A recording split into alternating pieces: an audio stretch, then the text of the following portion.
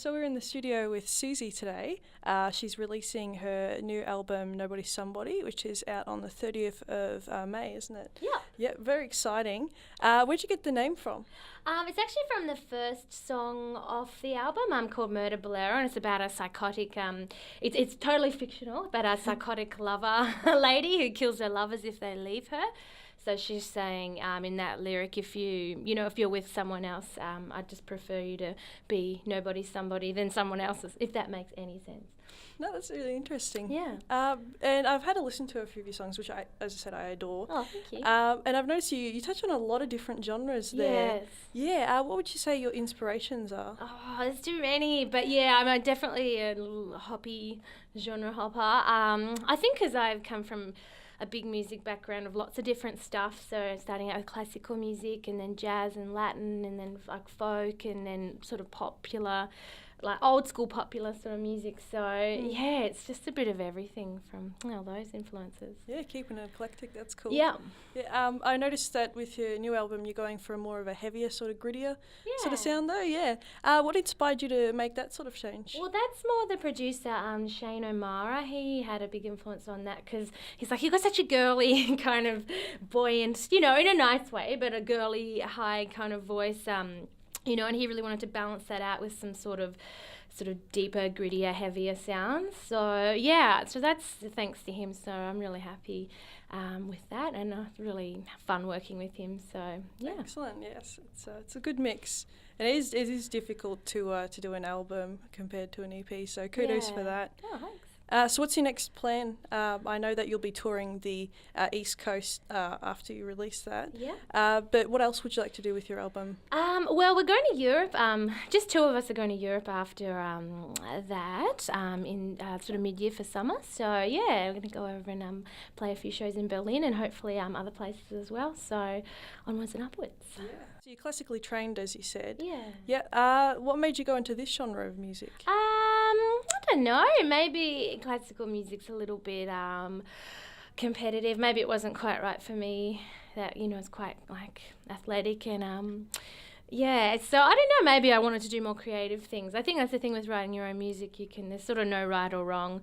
Whereas classical music, there's a very definite right or wrong. And often you're doing it for how someone else likes it, like the conductor. Whereas writing your own music, you can do whatever you want. So yeah, I think I just wanted to be more creative with that. Well, that's fair enough. It's it's all about being creative. Yeah. What do you want to achieve by putting your music out into the world? Like a lot of artists, they like healing, sharing messages. What is it that you want? Oh, that's an interesting question. I'm probably just purely selfish. I think I just I just do it because I love it, and that's just, I don't know, since I was probably about 8 or 9, I was just obsessed with with playing music and practicing and just playing around. And so I don't know, I haven't thought that deeply.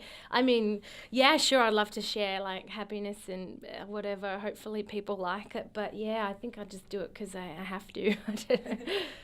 No, that's completely understandable. So you chose to be a musician.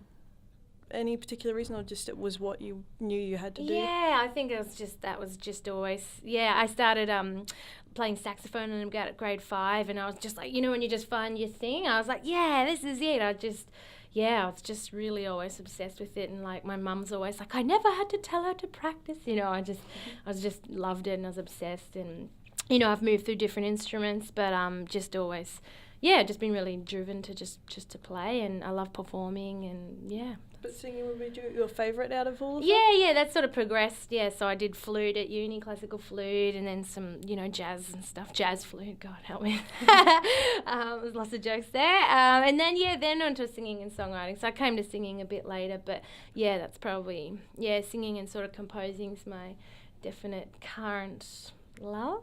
What was your most memorable gig? Ooh, that's interesting. I think just because it's most recently, probably Woodford Folk Festival, just because that's a great fun festival. And especially there's this one thing where you play in this old bus, like it's literally a bus, and they've still got seats, but they've just taken like a little space out so you can just play with your band. So we're just playing in this bus. It's called the Mystery Bus, and all the passengers on board like listening, and everyone's so into it at Woodford and so enthusiastic, and they'll sing along and clap along. And so I think that's the one that's stuck in my mind. Also, have you got any advice for any artists that are trying to break into the scene or looking to do something kind of similar?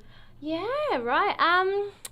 I think maybe don't be afraid to ask for help, and to put yourself out there and network and go. And we're really lucky here in Melbourne. There's so many opportunities. Like I did Freezer, the mentoring thing a few years ago. I don't think that's still around, but there's stuff around like that around still. So go to all that stuff, and don't be scared to hook up with people and network and ask people, because you'd be surprised. And a lot of artists, we kind of precious, and think, people will say no or they won't like it, but you'll be surprised people say yes more than they say no. So what's your songwriting process?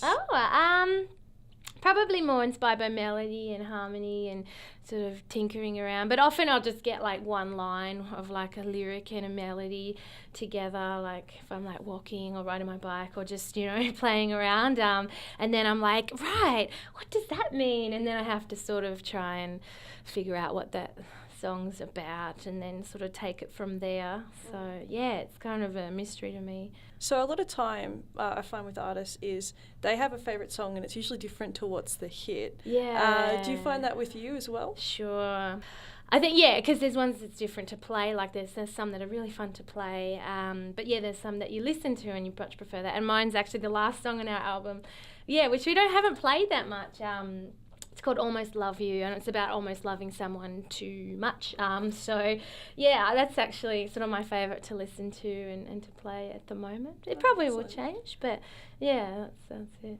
So your next local gig, like around Melbourne, is in the Toffin Town, isn't it, on the 18th? That's right, Are you excited for that? I am, and it's a Sunday afternoon. I've gotten really into Sunday afternoon shows. We've got the Twoks supporting, which they're amazing, so I'm so happy to have them. And then, we're going to have a big show with lots of, instrumentalists and projections and hopefully a new film clip to show. And hopefully I'm trying to bribe the producer, Shane O'Mara, to come and play a solo on one song. So Shane, you have to come and play. I'll make him watch this. Indeed. That will be fantastic. Yeah. All right. We're out of time, so thank you very much for being here, and we'll have to check out the CD when it comes out. It'll be fantastic. Thank you. Excellent. Thanks.